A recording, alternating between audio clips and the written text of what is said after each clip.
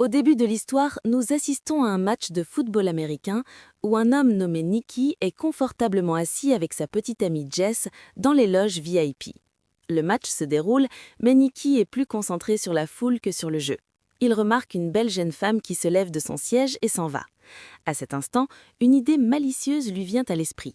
Il fait un petit pari avec Jess, disant « Voyons combien de personnes se retournent pour regarder cette fille ». Un des hommes assis à proximité, Lewan, dit qu'il veut aussi se joindre au pari. Et Nicky est d'accord. Tout le monde mise en plaisantant 10 $ et commence à compter. Lorsque la fille quitte la tribune, le compte final révèle que 7 personnes se sont retournées pour la regarder. Dans ce pari, Jess avait deviné le nombre le plus proche, elle a donc gagné. Lewan lui donne l'argent sans hésiter, puis suggère de commencer la prochaine manche. Cette fois, le pari porte sur qui commettra la prochaine faute. Jess se retire, disant qu'elle ne connaît pas grand-chose au jeu, mais Nicky intervient et place un pari de 1000 $. Dès que le coup de sifflet retentit, l'arbitre signale une faute et il s'avère que c'est l'équipe sur laquelle Nicky avait parié. Il gagne et met l'argent dans sa poche. Même après avoir perdu, Lewan devient plus excité et dit « Faisons un pari de 50 000 $ cette fois. Maintenant, la question est de savoir si le joueur va passer le ballon ou courir avec. » Nicky hésite un peu à parier 50 000 $, mais finit par accepter. Lewan devine que le joueur va courir et Nicky dit qu'il va passer. Dès que le coup de sifflet retentit, le joueur court effectivement avec le ballon, ce qui signifie que Nicky perd 5 000 $. Maintenant, Nicky décide « Ça va, nous avons perdu 5 000 $, arrêtons-nous ici » et demande à Jess de venir prendre un café. Il veut partir, mais Lewan insiste. Il dit « Vous êtes dans le salon VIP, vous avez de l'argent, pourquoi s'inquiéter pour 5 000 $? Faisons un autre pari, cette fois pour 10 000 $. » Finalement, Nicky accepte. La question est maintenant de savoir si le joueur fera la prochaine passe correctement ou non.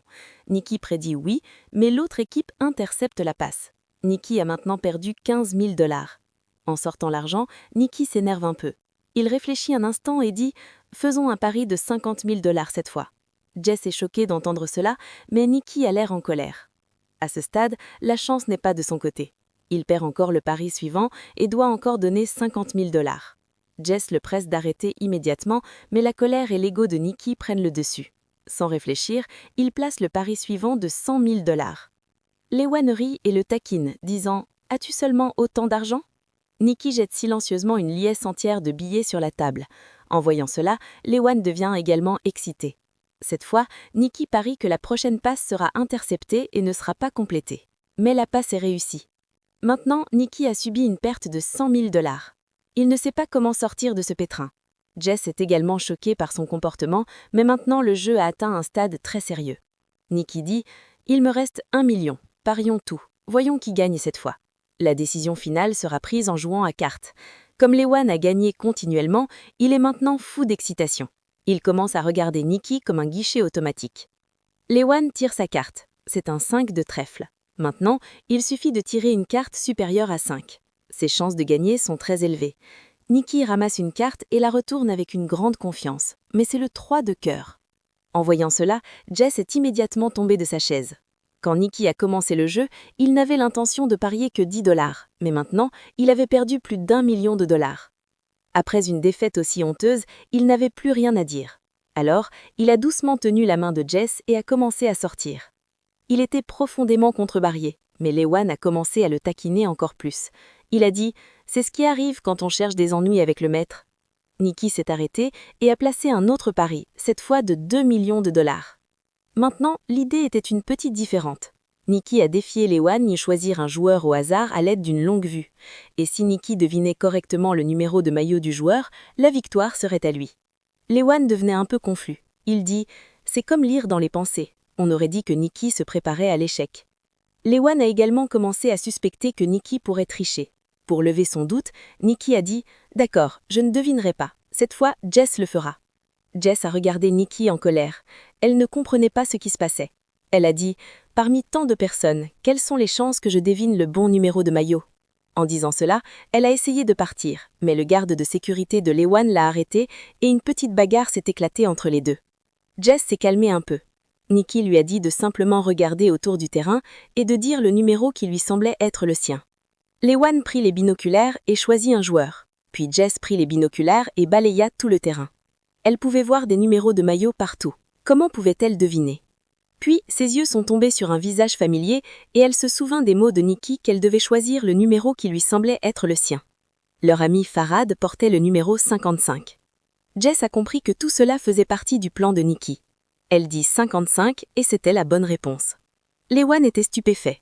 Jess a également commencé à se demander comment Nikki avait su que Lewan allait choisir ce numéro. Mais à ce moment-là, cela n'avait aucune importance. Ils avaient déjà gagné le pari.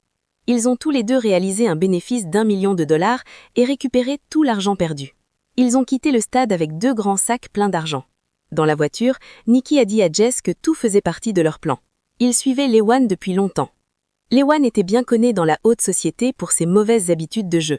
Il sautait sur n'importe quel pari placé devant lui. L'équipe de Nikki avait planifié toute la mise en scène. Dès que Lewan est sorti de sa chambre d'hôtel, le numéro 55 a été implanté dans son subconscient. Le numéro 55 était écrit sur l'épinelle du garde de sécurité. Le même numéro apparaissait sur les panneaux d'affichage le long de la route menant au stade. Ils ne lui ont pas seulement montré le numéro, ils lui ont également fait l'entendre. En venant voir le match, une chanson avait été jouée dans la voiture de Lewan qui répétait le numéro 55 encore et encore. Ce numéro a été dit 124 fois dans la chanson, ce qui n'a cessé d'attirer l'attention de Lewan vers lui. On lui avait même montré une photo de Farhad, ce qui a aidé à construire une mémoire visuelle. Donc, quand Lewan a regardé à travers les binoculaires, son esprit s'est naturellement dirigé vers le numéro 55. Et Jess a dit 55 dès qu'elle a vu Farhad. Jess m'avait rien été dit à l'avance, de sorte que ses expressions resteraient naturelles pendant tout le jeu. De cette façon, personne ne la suspecterait. Après avoir tout entendu, Jess a été complètement impressionnée par Nikki. Après cela, l'histoire nous ramène quelques jours en arrière. Juste quelques jours plus tôt, Nikki était longée sur un lit dans une chambre avec Jess à ses côtés et un homme pointait une arme sur sa tête. Jess s'est assise à ses côtés, quelqu'un qu'il n'avait rencontré que récemment. Il était clair que quelqu'un avait piégé Nikki, mais il n'y avait aucun signe de peur sur son visage. Il a calmement dit « Je n'ai aucun centime. Si vous voulez tirer, alors tirez ».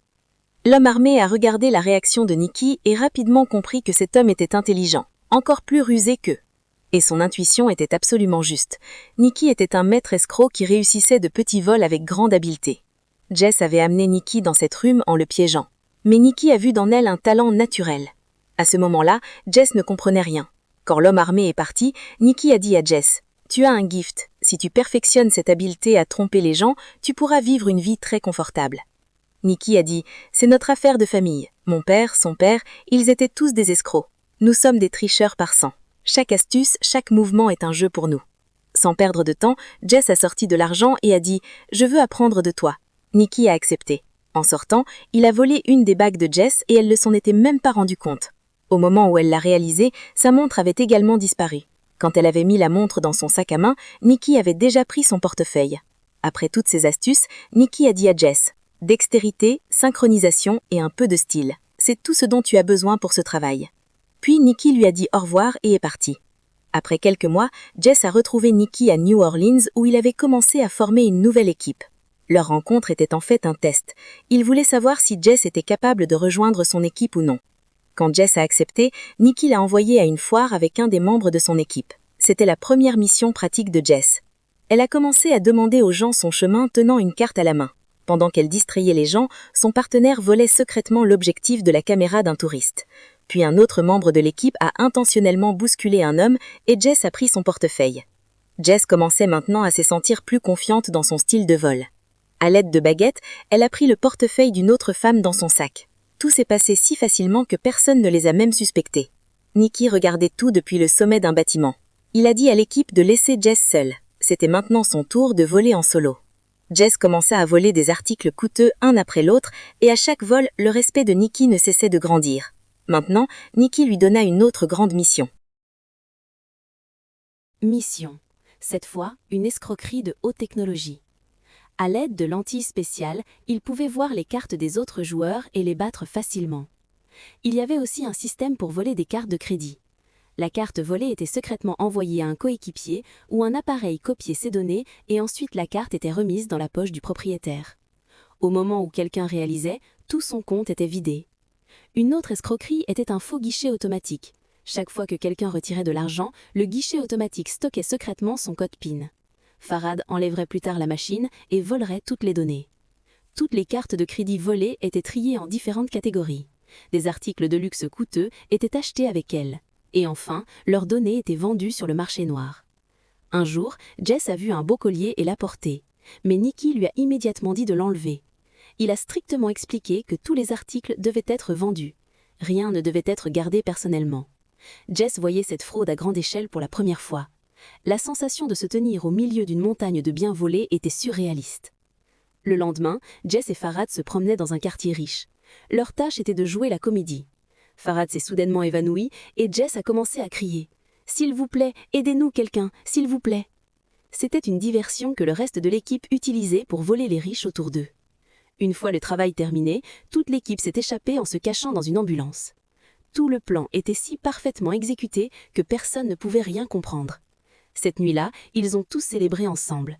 Nikki a félicité tout le monde car ils avaient gagné 1,2 million de dollars en seulement une semaine. Le lendemain, tous les membres de l'équipe se préparaient à se séparer. Les documents ont été détruits et Nikki a assuré à tout le monde que leur argent serait transféré sur leur compte bancaire dans quelques jours. Mais les anciens membres de l'équipe savaient qu'il restait à Nikki une dernière mission.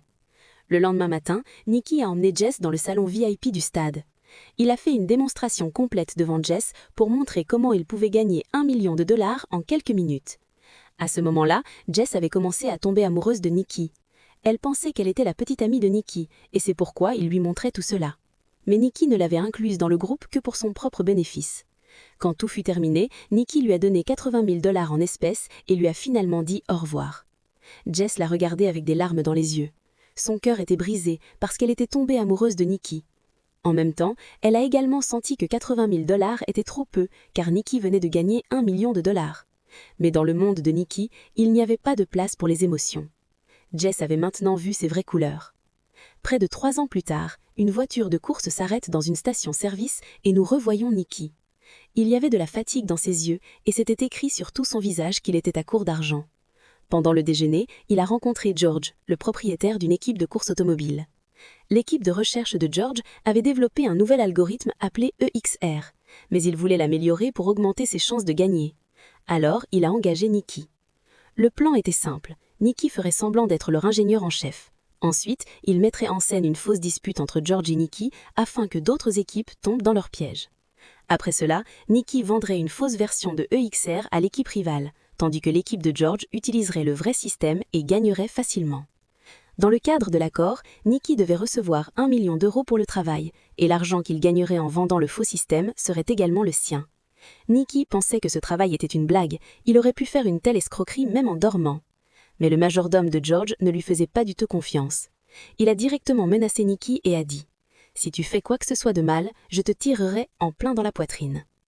Nikki a mis un smoking et est parti assister à une partie ce soir-là.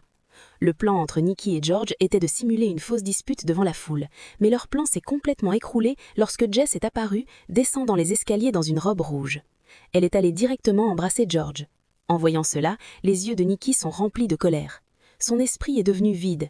Il n'avait pas vu Jess depuis 3 ans, et maintenant elle était avec quelqu'un d'autre, et en plus avec l'homme qui avait engagé Nikki. Jess s'est calmement approchée de Nikki et lui a dit qu'elle n'était plus une escroc, et que ce qui s'était passé il y a 3 ans n'avait plus d'importance. Elle a également dit que George ne savait rien de leur relation passée, et qu'il serait préférable de garder les choses ainsi. En entendant cela, Nikki est devenu furieux. Il a pris un verre de vodka et l'a bu d'un coup. Plus tôt, il avait prévu de faire semblant d'être en colère, mais maintenant, il l'était vraiment. La dispute avec George devant tout le monde n'était plus un drame, c'était réel. Leur dispute a attiré l'attention de l'équipe de course rivale, juste comme prévu. Bientôt, la sécurité est venue et a jeté Nikki dehors de la soirée. Mais maintenant, il avait la carte business de l'équipe rivale. Le lendemain matin, Nikki a rencontré le propriétaire de l'équipe McLaren. Il a parlé directement, en disant « Je veux vendre le système EXR. Il vous coûtera 3 millions d'euros. » Le propriétaire de l'équipe ne manquait pas d'argent, il n'y avait pas besoin de négocier. Il a immédiatement testé le système sur la piste et quand il a vu les résultats, son visage s'est éclairé. Nikki a promis que le logiciel complet serait livré en 48 heures. Pendant ce temps, Jess a rencontré Farhad sur la route. Farhad avait été envoyé par Nikki. Il a dit à Jess qu'il était nécessaire que Nikki parte il y a 3 ans. Il n'avait pas le choix. Farhad a également dit que Nikki l'aimait toujours. Puis il a remis à Jess une boîte qui contenait le même collier que Jess avait aimé autrefois. Qu'il soit réel ou faux n'avait aucune importance. Le cœur de Jess s'est fondu après l'avoir vu. Elle a dit à Farhad qu'elle ne pouvait pas croire à Nikki, mais ses yeux disaient autre chose. Elle avait toujours des sentiments pour lui. Le jour de l'accord, Nikki est apparue et a remis le logiciel au propriétaire de l'équipe McLaren. En retour, un homme fort lui a donné une mallette contenant 3 millions d'euros. Mais la nature de Nikki était telle qu'il ne travaillait jamais sans prendre de risques. Il avait secrètement vendu une copie du même système à chaque équipe. Chaque poignée de main lui rapportait des euros. Chaque personne qui lui serrait la main lui payait des millions. Jusqu'à ce que la course commence, personne n'avait la moindre idée que toutes les équipes avaient été vendues exactement le même système. Cette nuit-là, ils ont tous célébré ensemble. Nikki a félicité tout le monde car ils avaient gagné 1,2 million de dollars en seulement une semaine. Le lendemain, tous les membres de l'équipe se préparaient à se séparer. Les documents ont été détruits et Nikki a assuré à tout le monde que leur argent serait transféré sur leur compte bancaire dans quelques jours. Mais les anciens membres de l'équipe savaient qu'il restait à Nikki une dernière mission. Le lendemain matin, Nikki a emmené Jess dans le salon VIP du stade. Il a fait une démonstration complète devant Jess pour montrer comment il pouvait gagner 1 million de dollars en quelques minutes. À ce moment-là, Jess avait commencé à tomber amoureuse de Nikki. Elle pensait qu'elle était la petite amie de Nikki et c'est pourquoi il lui montrait tout cela. Mais Nikki ne l'avait incluse dans le groupe que pour son propre bénéfice. Quand tout fut terminé, Nikki lui a donné 80 000 dollars en espèces et lui a finalement dit au revoir. Jess l'a regardé avec des larmes dans les yeux. Son cœur était brisé parce qu'elle était tombée amoureuse de Nikki. En même temps, elle a également senti que 80 000 dollars étaient trop peu car Nikki venait de gagner 1 million de dollars. Mais dans le monde de Nikki, il n'y avait pas de place pour les émotions. Jess avait maintenant vu ses vraies couleurs. Près de 3 ans plus tard, une voiture de course s'arrête dans une station-service et nous revoyons Nikki. Il y avait de la fatigue dans ses yeux et c'était écrit sur tout son visage qu'il était à court d'argent. Pendant le déjeuner, il a rencontré George, le propriétaire d'une équipe de course automobile. L'équipe de recherche de George avait développé un nouvel algorithme appelé EXR, mais il voulait l'améliorer pour augmenter ses chances de gagner. Alors, il a engagé Nikki. Le plan était simple. Nikki ferait semblant d'être leur ingénieur en chef. Ensuite, il mettrait en scène une fausse dispute entre George et Nikki afin que d'autres équipes tombent dans leur piège. Après cela, Nikki vendrait une fausse version de EXR à l'équipe rivale, tandis que l'équipe de George utiliserait le vrai système et gagnerait facilement. Dans le cadre de l'accord, Nikki devait recevoir 1 million d'euros pour le travail, et l'argent qu'il gagnerait en vendant le faux système serait également le sien. Nikki pensait que ce travail était une blague, il aurait pu faire une telle escroquerie même en dormant. Mais le majordome de George ne lui faisait pas du tout confiance.